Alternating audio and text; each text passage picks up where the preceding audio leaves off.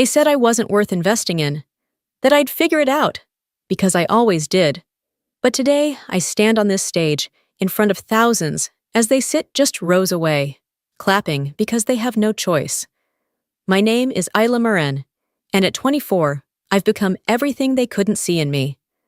While my sister was showered with support, praise, and funding for her dreams, I was left to build mine from the ground up, in silence, in doubt, in hunger. This is not just a story about favoritism. It's about choosing to rise when the people you trusted most leave you behind. It's about creating your own legacy and watching those who once looked past you finally look up.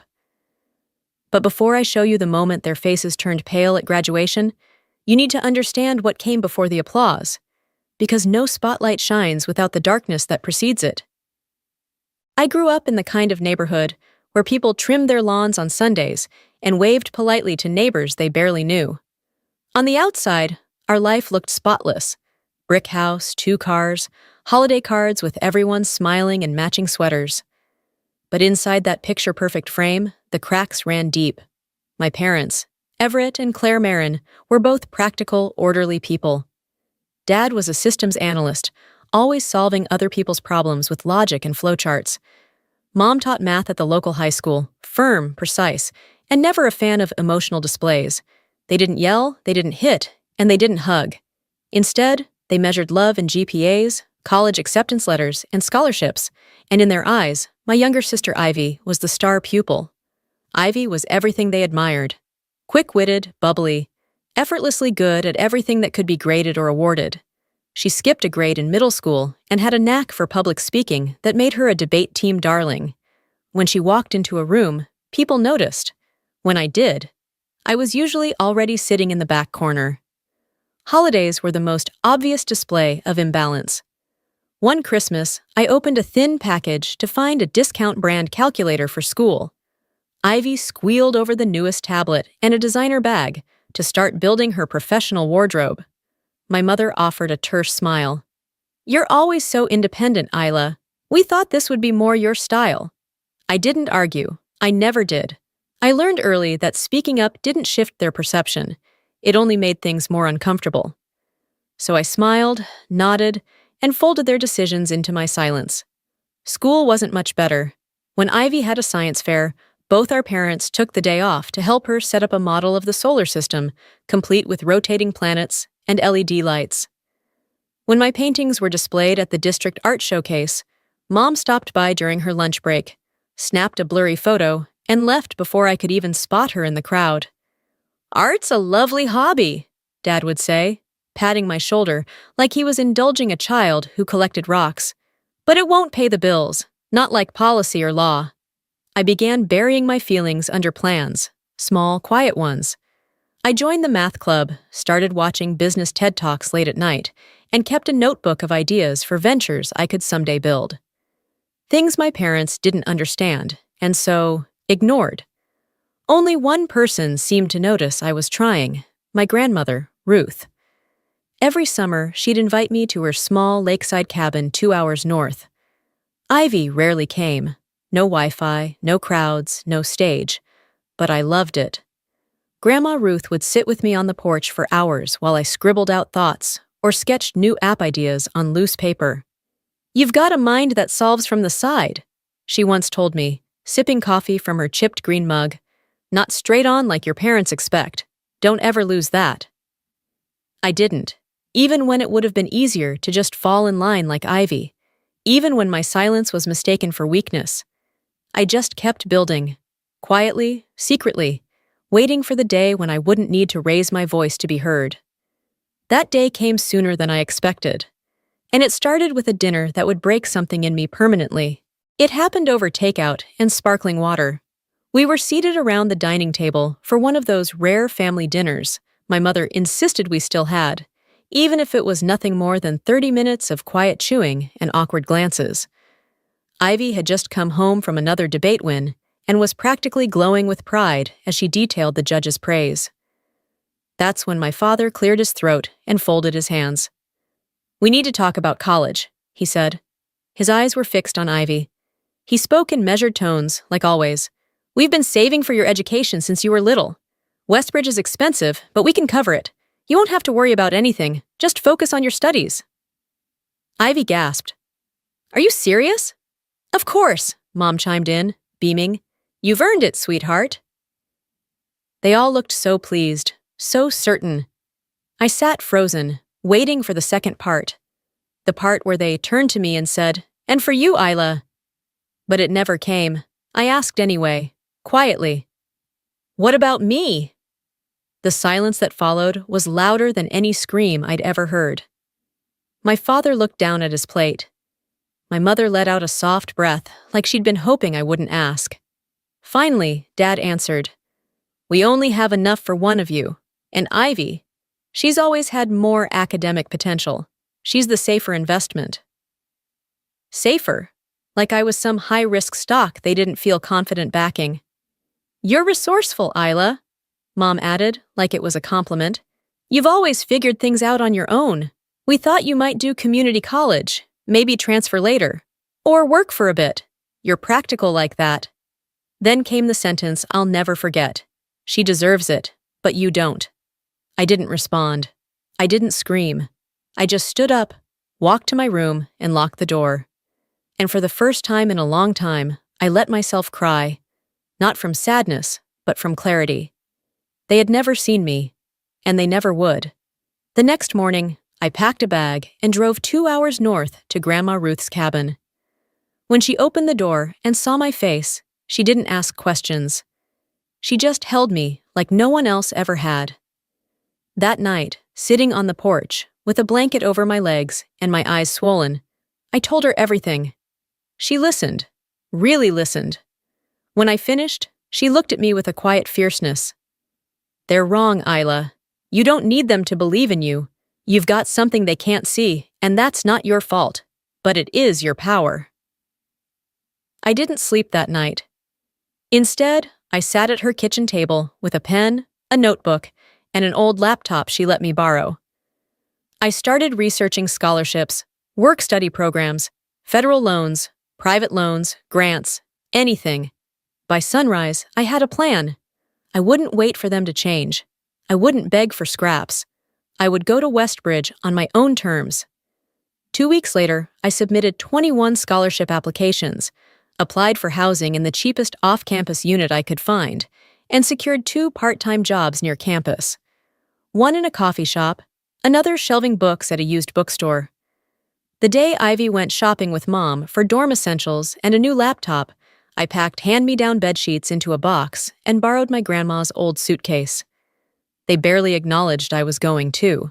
On move-in day, they drove Ivy in the family SUV. I followed behind in my aging Honda, with the engine light blinking and the AC barely functional. As they pulled into the university's main gate, I took the back entrance toward the student housing bulletin board.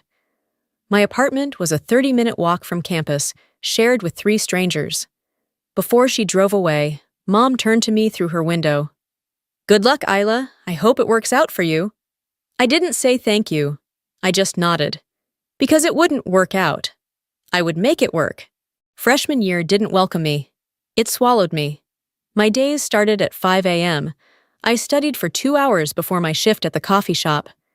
I rushed to class, still smelling like espresso and steamed milk, then spent the afternoons shelving used textbooks, coughing through dust, my fingers stained with ink. I did homework between customers, recorded lectures to replay while I cleaned the coffee machine, and calculated whether I could afford both groceries and printing credits each week. Sleep came in 4-hour windows. Social life was a luxury I didn't dare afford. Meanwhile, Ivy posted photos of dorm life. Her study groups, themed parties, brunches with Mom on campus visits. She looked radiant in every photo. All I saw in the mirror was grit and dark circles. But something else was taking shape beneath the exhaustion.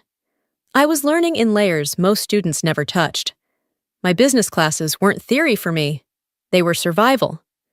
While my classmates struggled with accounting basics, I was already applying budgeting strategies in real time. Every cent I spent had a spreadsheet and a backup plan. Midway through the semester, my professor, Dr. Weathers, stopped me after class. "Your analysis in the case study, real-world level," she said. "You ever consider entrepreneurship?" That word lit something in me. I remembered the late nights in Grandma Ruth's cabin, scribbling ideas no one took seriously. I still had that notebook, dog-eared and worn. That night, I opened it again. The idea started small, a virtual assistant service for local businesses, bookkeeping, customer emails, social media posts, things I had learned juggling my jobs. I built a simple website using free templates, created 3 packages with flat fees, and posted in local business forums and Facebook groups. Within a month, I landed 2 clients, a flower shop that needed help with online orders, and a small law office drowning in missed emails. I called it Marintask, after my last name. It wasn't fancy, but it worked. And I didn't tell a soul, not even Ivy. My second breakthrough came from someone I barely knew, June, my apartment roommate. She was the kind of person who paid attention without needing to say much. One night, she noticed me nearly pass out after skipping dinner to meet a deadline. "You can't keep doing this," she said, setting down a bowl of pasta in front of me. "Eat. I already made too much." That night, she became my anchor. She started batch cooking meals, keeping containers labeled with my name in the fridge. When I was too tired to edit a paper, she'd read it over. She reminded me to drink water, made flashcards for exams, and quietly defended my time when other roommates got loud during finals. "This is what family does," she told me, "and if your actual family can't see what you're doing, then they don't deserve front row seats to your success." By the end of the year, I had 4 consistent clients, enough income to drop one of my part-time jobs, and, most shockingly, Dean's List honors. Dr. Weathers invited me to apply for a faculty research assistant role over summer break. The stipend was more than both my jobs combined. That summer, I stayed on campus. I worked with Dr. Weathers on a study analyzing the impact of digital tools on rural small businesses. I learned how to gather data, interpret market trends, and apply strategy under constraint. I also kept building Marintask, adding services based on what I was learning. One evening, after I presented a sample pitch to the professor, she paused and said, "You don't just think like a business owner, Isla. You think like a strategist. You see gaps, and then you build bridges." For the first time, I allowed myself to believe I wasn't just surviving. I was building something real. Graduation day arrived with cruel clarity. The air was sharp, the sky too blue. It almost felt staged, like the universe knew this moment had been years in the making. I zipped up my gown in silence. No congratulatory text from Mom, no card, no flowers. Just a quick "see you there" from Ivy, followed by an emoji that tried too hard to be cheerful. Grandma Ruth arrived early, carrying a garment bag and an envelope. Inside was a stole, hand-embroidered in soft navy silk. It read, "Made under pressure." "It's yours," she said, fastening it around my shoulders. "Wear it like armor." Outside the auditorium, graduates gathered in a buzzing, chaotic line. I spotted Ivy, hair glossy, makeup perfect, her gown pressed to perfection. She ran up and hugged me, tighter than I expected. "Can you believe we made it?" she asked. "I can," I replied. "But not for the same reasons." She fell quiet, then nodded. "Fair." We filed in alphabetically, just close enough to see each other from our rows. As we walked toward the stage, I glanced into the crowd. There they were, my parents, dressed like royalty, front row, VIP seating, smiling as if they had played some great role in this day. The ceremony moved quickly. Degrees were conferred, names were called, cheers echoed. I crossed the stage, accepted my diploma, and spotted Grandma Ruth beaming. My name echoed louder than I expected, and for the first time, my mother clapped, hesitantly, like someone testing the temperature of water they once said was too cold. Then the president returned to the podium. "Before we conclude," he said, "we'd like to honor a student whose journey exemplifies everything this institution hopes to instill: resilience, innovation, and the refusal to be underestimated." My name was called. I walked to the stage. I stood at the podium, scanned the crowd, and caught their eyes, my parents, staring with confusion. "My name is Isla Maren," I began, voice steady, And 4 years ago, I stood alone, rejected by the people who should have supported me most. But I chose not to let their silence write my story. I spoke about late shifts, tight budgets, business plans drafted over instant noodles, about self-worth defined by grit, not permission. I didn't name names. I didn't need to. The truth echoed anyway. When I stepped back, the applause hit like thunder. The president returned. "And there's more," he said, smiling. "Miss Marin is not only this year's valedictorian, graduating with a perfect 4.0. She also built a business now valued at 6 figures, won the National Collegiate Business Innovation Prize, and has accepted a position with one of the top strategy firms in the country." Gasps. Applause. A standing ovation. I turned my head slightly. My mother's face was pale. My father's mouth hung open. Then came the last blow. In honor of her journey, the University Board has established the Isla Marin Resilience Scholarship, awarded annually to a student overcoming financial or family hardship with extraordinary resolve. That word again. Resolve. I left the stage to a roar.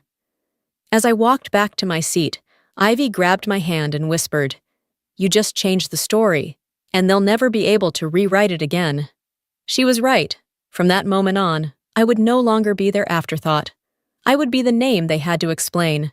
After the ceremony, I didn't rush to find my parents. I let them find me. They stood awkwardly near the campus fountain, surrounded by chattering relatives who now knew exactly what they'd failed to see for years. My father's voice was overly cheerful. "Well, that was quite a surprise. You've really been..." "Keeping busy." I looked him in the eye. "I wasn't hiding. You just weren't looking." Before they could respond, Ivy slid next to me and wrapped her arm around my shoulder. "It's amazing what Isla's built, right?" she said loudly. "All by herself. No support, no funding, just pure determination. Imagine if she'd been given what I was." My mother winced. Others stared. Silence stretched. I broke it. "I won't pretend this day erases what came before, but it defines what comes next." That evening, while the extended family gathered for dinner at the rental house, I joined Grandma Ruth, Ivy, June, and my mentor at the business school's private reception. Real smiles, real pride. These were the people who had fed me, taught me, fought for me when it wasn't convenient. The family I chose. We toasted with cheap champagne and paper cups, but it felt more real than any fine crystal in my parents' hands ever could. Later that night, Grandma Ruth handed me an old velvet box. Inside was a slim silver bracelet with a single engraving. "Seen." "My mother gave it to me when I graduated," she said. "She told me every woman should be seen for who she really is, not what others decide she's worth." It shimmered under the porch light. So simple, so powerful. A week later, I declined my parents' offer to help with apartment costs near my new job. "Too little, too late," I said kindly. "I'm already covered. Salary, savings, scholarships. I'm not in need." They nodded, unsure what to say. But I knew. They hadn't raised a daughter they could be proud of. They had ignored one who became remarkable in spite of them. I no longer needed their apology, and I certainly didn't need their approval. Their absence had shaped me, but it hadn't defined me. What defined me was how I responded to it, and I didn't respond with bitterness. I responded by building, by outgrowing, by rising so high they couldn't look away, no matter how hard they tried. Now I define myself, and I belong to no one's expectations but my own. I've learned that real love, real family, is never conditional. It doesn't show up when it's convenient or when you've already succeeded. It shows up when you're tired, unproven, struggling, and still trying. Grandma Ruth showed up. June showed up. Even Ivy, late, but willing to face the truth, showed up. And I showed up for myself. That is the legacy I carry now, not the one my parents tried to assign me, but the one I carved with my own hands, under pressure they thought would break me. They were wrong. It didn't break me. It built me. And maybe that's the quietest kind of revenge. Not rage, not humiliation, but excellence. Not just proving them wrong, but proving myself right. and doing it so completely, so undeniably, that their opinion no longer holds weight. That's the power of choosing your own story. And I'm just getting started. My name is Corinne Maddox. I'm 36 years old, I live in Utah, and I'm the mother of a bright, funny 6-year-old girl named Maisie. I thought I had a stable life. I thought I had a marriage built on trust, on partnership. But I was wrong. One Sunday afternoon, everything changed. Laurel, my sister-in-law, burst through my back door, dragging her son, Noah, behind her. She pointed a trembling finger at me and screamed, "You hit my son!" I blinked. What? I'd been in the kitchen the entire time, prepping snacks for Maisie. Laurel shoved Noah forward like a shield. "Tell her," she hissed. Noah looked at the floor and mumbled, "She slapped me." My heart stopped. I hadn't even spoken to the boy that day. Then my husband, Jared, appeared in the doorway. He looked at me like I was a stranger.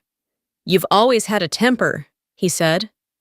Just like that, I was condemned. No evidence, no questions, no hesitation. The man I'd shared my life with believed his sister's lie without blinking. And worse, he acted like it made sense. That's when I realized, this wasn't just a misunderstanding. This was an attack. And I had no idea how deep the betrayal really went. But I was about to find out. Before all of this, people used to say we had a solid little life. Jared and I had been married for almost 10 years. We weren't flashy, but we were steady. We lived in a modest home outside Salt Lake City. Brick exterior, white shutters, a creaky old swing Jared never got around to fixing. Our daughter, Maisie, made it feel alive. She loved to paint sidewalk chalk galaxies on our driveway and pretend she was the mayor of her own tiny world. I cooked. Jared mowed the lawn. We weren't perfect, but we had our rhythm. And then Laurel moved back into the picture. She'd recently divorced her second husband, no one was surprised, and temporarily moved in with Jared's mother, Gail, who lived just 3 streets over. "It's just until she gets back on her feet," Jared said. Laurel didn't knock when she came over. She'd just swing open the back door like it was hers and step in with Noah in tow. Noah was 7, loud, impulsive, and borderline feral. He once smeared peanut butter into our ceiling fan to see what would happen. I tried to be patient. I really did. I knew Laurel was struggling, and Noah was just a kid. But Laurel, she thrived on chaos. She floated from crisis to crisis, always painting herself as the victim. Jared and his mom bought into it every time. They'd talk about her like she was some fragile bird who'd been battered by life, not someone who left wreckage behind her everywhere she went. Still, I played nice. I smiled through her unannounced visits, wiped juice off my floors, and picked up after Noah when he tore through the living room like a whirlwind.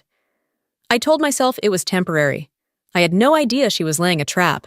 It was a Sunday afternoon like any other. Maisie was in her room working on a drawing of a dragon with rainbow wings. I was in the kitchen slicing apples and cantaloupe for her snack, humming to myself. The back door slammed open. Laurel stood there, breathing hard, clutching Noah's wrist like she'd just dragged him through a battlefield. His cheeks were red, but not swollen. Just the kind of red you get when you've been crying on command. "You hit my son!" she shrieked. The knife slipped from my hand and clattered into the sink. "What are you talking about?" "You know exactly what I'm talking about," she snapped. She shoved Noah toward me. "Tell her!"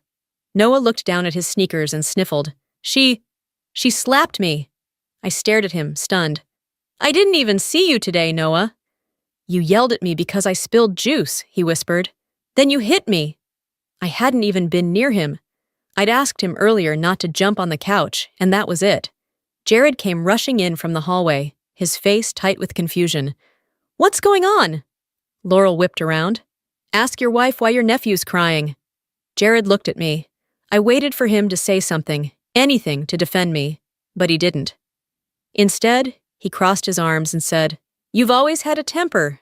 Did you lose it this time?" I blinked. "Jared, are you serious right now?" "I'm just asking." My heart dropped, not because Laurel was accusing me, but because Jared didn't hesitate. He didn't pull me aside or even ask what happened. He just believed her. I swore on Maisie's life that I hadn't touched Noah. Laurel called me a liar to my face. Jared said nothing. An hour later, Gail showed up. She walked into my kitchen like she owned it. Didn't even glance at me before saying, "For the sake of the children, I think you should leave for a few days." "No," I said flatly. "This is my home." "You're upsetting the family," she said in that cold, matriarchal tone she always used when she wanted to sound reasonable but be cruel. "Distressing the children." "You weren't here," I said. "You don't know what happened." "I know, Laurel," she said simply. That told me everything. They'd already made up their minds. Truth didn't matter. I was guilty because I didn't coddle them, because I wasn't one of them. I thought that would be the worst of it. It wasn't. 2 days later, Child Protective Services showed up at my door. When I opened the door and saw the woman in a charcoal gray blazer holding a leather binder, my stomach dropped. "Mrs. Maddox?" she asked in a tone that was professional, but not unkind. "Yes," I managed to say, though my voice felt like it had to claw its way out of my throat. "My name is Detective Liza Haynes. I'm with Child Protective Services. We received a report alleging that you may have physically harmed your nephew. I need to ask you a few questions and also check in on your daughter, if she's home." My chest tightened so hard I thought I might pass out. "I didn't do anything," I said quickly, maybe too quickly. "I swear, I never laid a hand on him." She nodded, calm and non-confrontational. "That's what we're here to determine. If that's the case, I just need to gather information and get a complete picture." I stepped aside, letting her in. Maisie was in her room, humming softly as she lined up her colored markers in perfect rainbow order. Liza peeked in and greeted her with a warm smile. "Hi there, sweetie.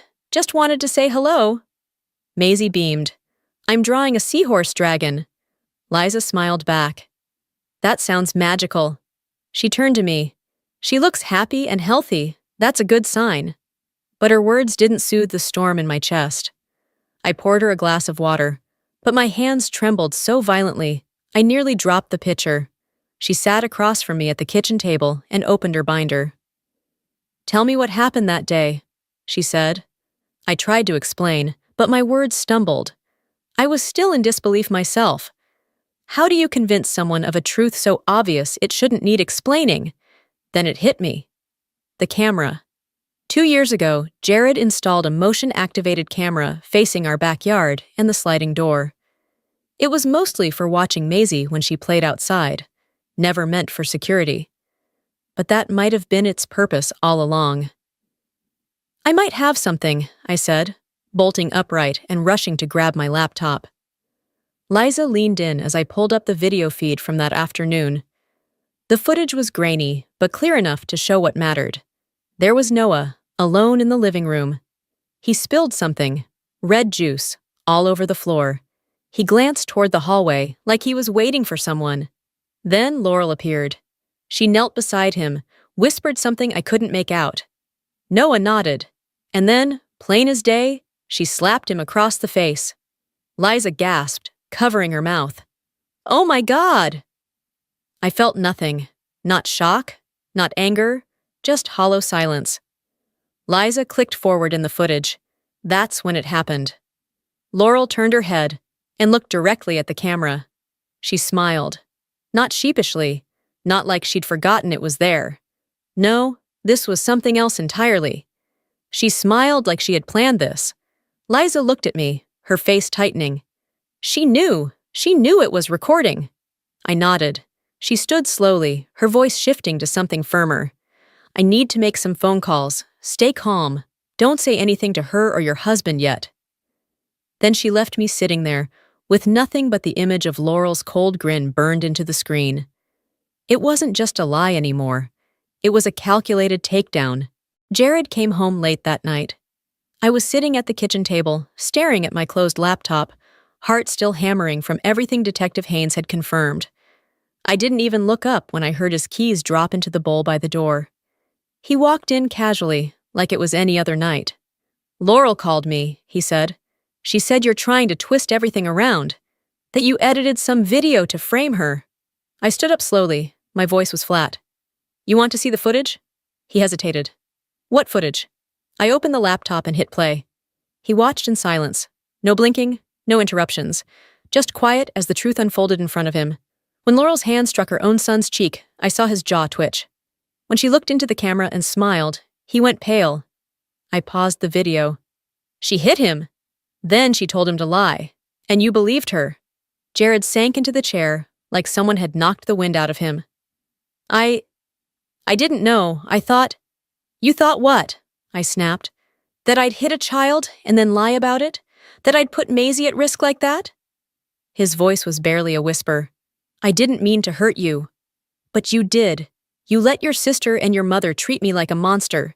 You let them turn our home into a courtroom. And you didn't even ask me what happened. He stared at the table, and I realized in that moment, he wasn't just weak, he was complicit. But the worst wasn't even over yet. The next day, Detective Haynes called again. Her voice was tense. We reviewed more of the footage.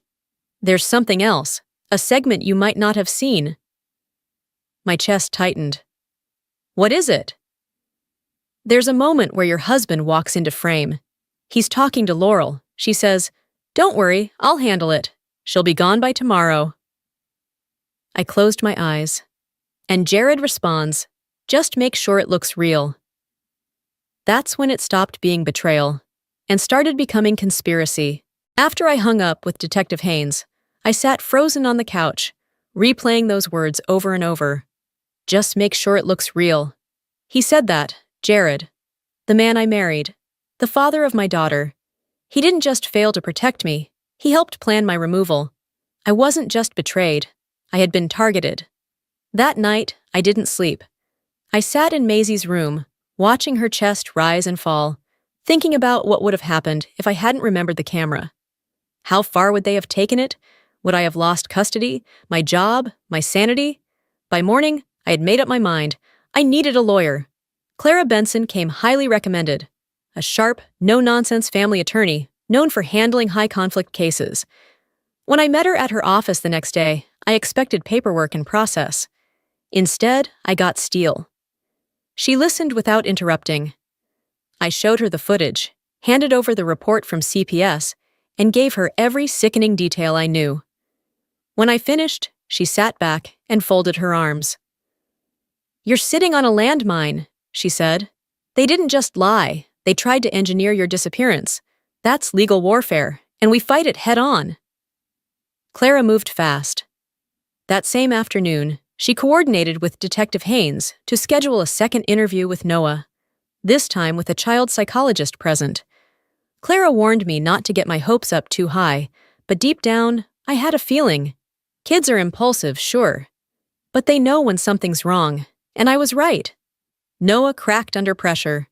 He admitted that Laurel had hit him, told him to lie, and said, Aunt Corinne will go away for a while, but you'll be okay. He even mentioned Jared. Uncle Jared said Mommy would help make things quiet again. When I got the call from CPS that evening, I felt like the air had been sucked from the room. This wasn't just about family dysfunction. It was a coordinated attack. CPS immediately flagged Laurel's behavior as manipulative and abusive. They began the process of removing her from Noah's custody while the investigation unfolded. She had no idea what was coming. The following day, everything escalated. Jared's coworker, Jake, called me out of nowhere. We barely knew each other, so I knew something had to be wrong. He said, I probably shouldn't be telling you this, but Jared's been talking about leaving town, said things with you were going to get messy. And he had to be strategic. My heart dropped. He was going to run, maybe even try to take Maisie. I called Clara immediately. He's planning something, I know it. Without missing a beat, she filed for emergency custody and a temporary restraining order. We couldn't risk waiting. The next morning, we beat him to the courthouse. By the time Jared came home, bags packed and Maisie's backpack in his hand, the police were already waiting.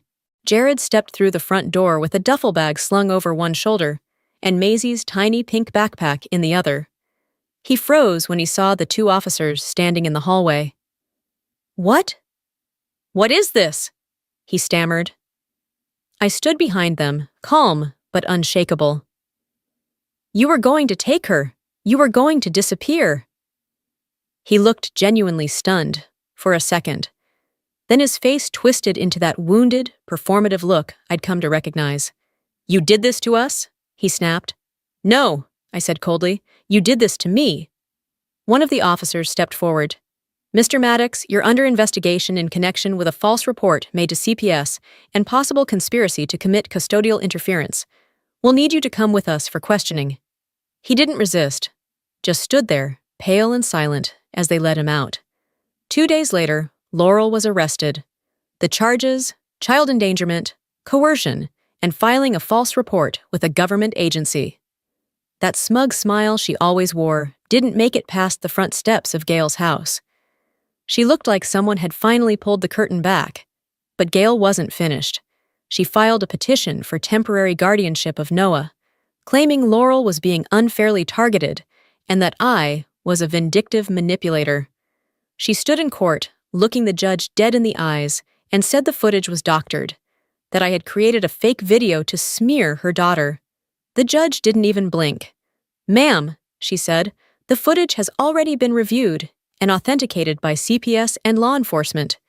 Your statement contradicts the evidence as well as the child's own testimony." Gail's face drained of all color. She left the courtroom in tears. And then came our hearing.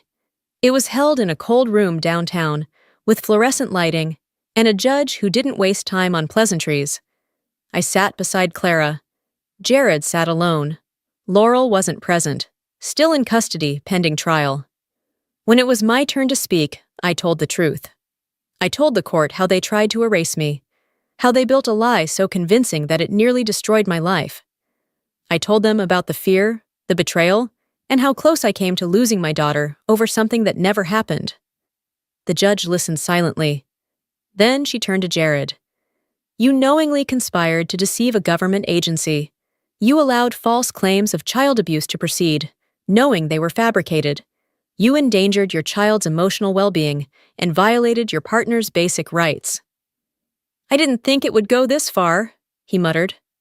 "But you knew it was a lie," she said flatly. "That makes you just as guilty." Her ruling was swift and firm. Jared lost all custody rights. Supervised visitation only. Laurel was denied all contact with Noah, and Gail found unfit. Noah was placed in temporary foster care. Justice didn't just arrive. It thundered through the courtroom like a storm. In the days after the ruling, the house felt hollow. I packed slowly, carefully, every box sealed with finality. I didn't want to take the walls or the memories. Just what mattered. Maisie's drawings, my grandmother's recipe cards, and our peace. With Clara's help, I filed a civil suit against both Laurel and Jared for emotional distress, defamation, and damages. The footage, CPS reports, and Noah's statements were enough to make it airtight. Laurel pleaded guilty in her criminal case. 2 to 3 years in prison, no custody, no contact. Jared tried to settle privately in the civil suit, probably hoping to bury the paperwork. I refused. I wanted it in court.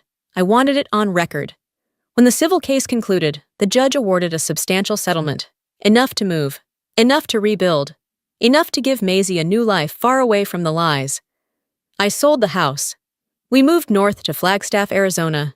It's quieter here, cleaner, in a way I didn't know I needed. Maisie started sleeping through the night again. She laughs more, paints again. The circles under her eyes faded within weeks. As for me, I still wake up sometimes with my heart pounding, thinking I hear Laurel's voice, or that someone's at the door with another lie. But then I remember Liza's voice, steady and certain, saying, "You need to see the rest of this clip." That clip saved my life. Jared texted me once since the move. He wrote, "I made a mistake." I stared at the message for a long time. Then I deleted it. No reply. Because I don't need revenge anymore. I have something better. I have my daughter. I have the truth. And I have peace.